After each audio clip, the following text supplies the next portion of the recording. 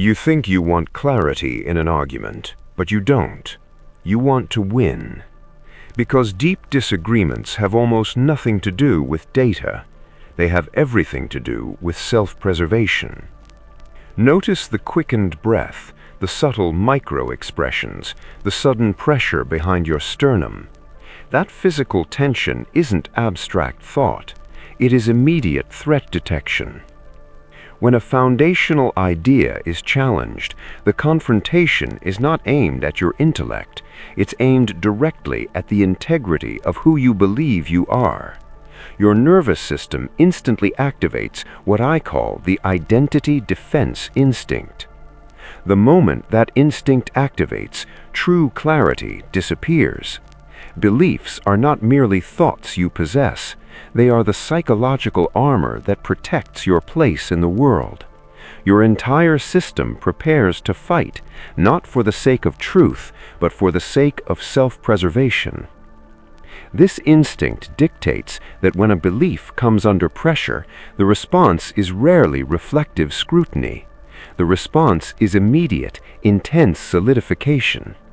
We are driven by a deep-seated impulse to rationalize, to argue louder, and often to strategically ignore counter-evidence, all to preserve internal coherence.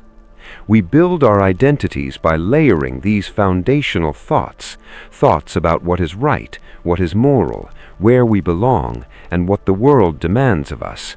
They become structural components of our existence. And because these components are fused to the idea of who we are, any perceived weakness in the structure creates an internal psychological emergency. To concede a major point often feels synonymous with self-diminishment. It feels like accepting a reduction of power, or, more critically, admitting you may have misaligned your entire life around a faulty axis. This explains the ferocious attachment we maintain even to beliefs that clearly impede our own progress. We are not protecting the belief itself. We are protecting the internal stability that belief provides. This protective drive dictates how we consume information and how we categorize others. When new information aligns with our identity, we embrace it freely. When it contradicts our identity, we engage in filtering, rejecting the source, challenging the motive, or twisting the interpretation. The mechanism isn't about faulty logic, it's about existential filtering, a process ensuring that the self-structure remains undisturbed by inconvenient reality.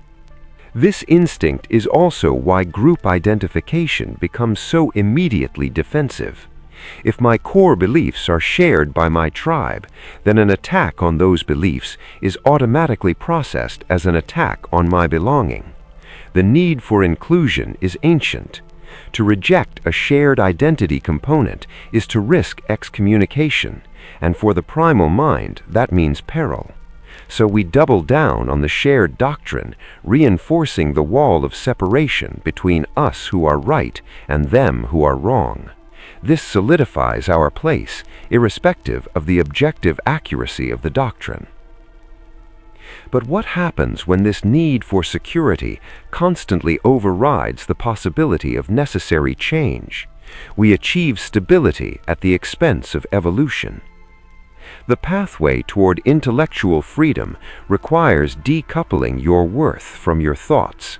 You must begin to treat your current beliefs not as permanent features of the self, but as tools currently under use.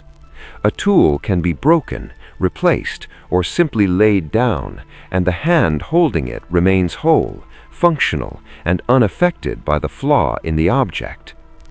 If we learn to hold our current understanding loosely, with a profound willingness to discard any concept that fails the test of observation, the dynamic changes entirely.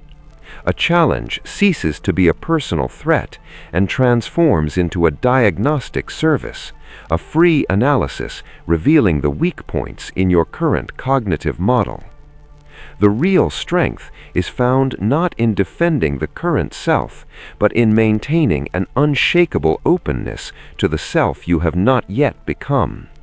That future self requires the destruction of beliefs that limit your current understanding. You must consciously step out of the fight for security and into the practice of continuous transcendence. Let go of the need for the immediate certainty that defense provides, and embrace the vast and quiet space that accepting uncertainty delivers. So, the next time the heat rises in an argument, feel that instinct to rationalize and then override it. Stop demanding coherence from the world outside and start demanding distance within. Let your current inventory of thoughts be just that, an inventory, and not the defining characteristic of your essential being. True integrity lies not in protecting temporary opinions, but in cultivating the courage to always choose clear sight over comforting structure. Be less concerned with the flawless architecture of your identity and focus instead on the resilience of the mind that holds the blueprints. Let your deepest intention be to become whole, even if it requires surrendering the defensive positions that currently make you feel right.